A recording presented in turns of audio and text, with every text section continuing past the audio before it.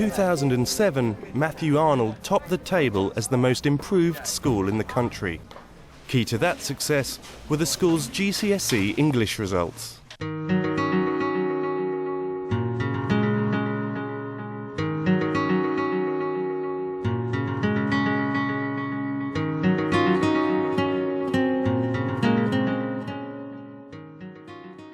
They didn't like me because I was different. They didn't like me because I had high expectations. They didn't like me because I'd stand over them while they wrote 2 to 3 sides. You know, I made my expectations clear right from the outset. I wanted the department to be a success. I felt it had a lot of potential. I just thought it needed to be reworked, reshuffled. So people were given responsibilities to make more of a team. The team worked together and restructured the delivery of the curriculum, making sure that we all teach the same thing at the same time, to be consistent and enable all kids to get the same education across every English lesson. And across the whole school, the new team now ensure English maintains a high profile. The staff in the English department is more stable over the last 2 years, definitely, and quite a few of us have got responsibility. As literacy coordinator, I look at how literacy can have an impact around the school and how different teachers can use it in their lessons across the curriculum. And again, it gives the students the knowledge that English skills can transfer to every subject in the school. One of Sherry's first acts was to choose a new syllabus. We changed it to AQA, which is a syllabus that most schools in the country do, Spec A. It's, you know, lively, upbeat, kids relate to it, the set texts are on issues that revolve around their own lives. So the kids were more engaged, more excited about learning about these things and responded so much better. What about where he says, one where he said that, oh, you can't get away from me at school? Yeah, where is that? Where is that? That is in this chapter. That's just before they get married, isn't it? But Sherry Zann's most radical strategy was to enter a select group of 33 students a year early for their English GCSEs. We cream off about 33 kids at the end of year 8. They study their SATs in year 9, and when they finish their SATs in May, they start doing their GCSE coursework. And at the end of year 10, together with the rest of the year 11 group, they will sit their GCSE language and lit exams, and by the time they leave here in year 11, they would have left having studied an AS in literature as well. The impact that has had on the whole school in English has been immense. But first, Sherry had to convince the school. It met with quite a lot of resentment at first. People thought it wouldn't be possible. I showed them the data and, you know, the kids were up for it. And I said I'd do all the hard work, you know, it would all be on my neck, and they decided to support me and we went for it. Well, when we were in year 9, Miss Sam came in and she said, well, we're going to start doing coursework, like the year 10 coursework. And we thought, well, this is sort of not usual. And she goes, oh, don't worry, it's all good. And then they said, oh, well, we'll do this GCSE a year early. So we did everything at quite a fast pace, but sort of from year 9 we could tell she was sort of scoping us out to tell whether we could handle the pressure of having, like, doing all the work and coursework quite quickly.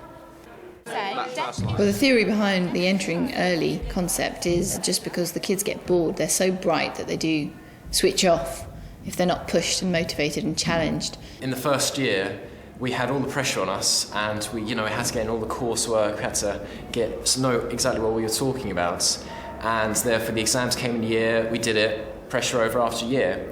Whereas if it was over a space of 2 years, I think we just get more relaxed about it, we'd not do as much work. It's very emotive. The father talks very deeply about his son, and you create a sort of feeling of sympathy there. Like at the beginning, I felt like I didn't want to do it, and there was like no point. I might as well take 2 years. But now I've done it and I've got my results. I feel a lot better. And the results across the board ensured that Sherry Zann's gamble had paid off. We all got A* to C, no one got lower than a C. We all 100%, it was 100% pass rate, which it astounded us, because I know in my own opinion that thinking that I took it a year early, maybe I wasn't ready. But when I looked at my marks and I realised how hard I'd actually worked and how the results came out, that it was quite a good idea. I think taking it early has really given me a confidence boost in all my other subjects, not just English, and you know, I'd encourage anyone who's given the opportunity to take it early to take it. Right, Year 11. As we talked about yesterday, we're going to have some of the highly intelligent AS pupils in teaching some of the lessons today. So can we have a look now, please? A couple of minutes in your books. Check you've got your annotation notes, otherwise use your anthology, please. It's not just about the high achievers doing well in their early entry, it's about those pupils inspiring and encouraging other members of Year 11 to do well in their exams, whether it's by telling them how their exams went or by going into classrooms and giving them practical advice and help. Right, so you write a specific statement and then you could say, deaf is shown in the poem of Education for Leisure through the structure, and then you go on to write about the structure and how deaf is shown through the structure. We've got 33 kids who have been through the system, who know exactly what the exam requires, what the examiners are looking for, and we use that to our best advantage. Yeah, we're doing it. I think once you've done it yourself, I mean, especially when you've done it just the year before, it's so much easier to tell someone else how to do it. That'd be like my point, and then I'd have to explain. You put it's P again, point and then evidence, and then you explain that evidence. Some people find it daunting to go into a peer group class and to teach. I quite like it because it helps me also understand, and you know, even though we're helping them with GCSE and yet we're doing AS, it still helps because you're still analysing things and you're still looking into text. Shows the speaker is blunt. It does really help coming from the peers because they do sort of trust them, they respect them, they realise they've gone through this stress, and it's not just a teacher saying this is how it's going to be, they've actually done it. Glitter. Yeah, it's more useful because the student actually knows like stuff that we can get stuck on, but the teacher wouldn't know that, so they take more time to explain that to us more fully. It's more persuasive because they're people your own age, you can connect with them more than just a teacher. They can say it in a fun way that will make you feel more encouraged to do well. Going along. Having more children in the classroom also means you get more variety of answers. It's not just teacher-led, saying this is the right answer, this is what you should say. If you've got maybe 10 pupils who've already sat the exam, that's 10 different sets of ideas that will help the whole group to improve their exam results.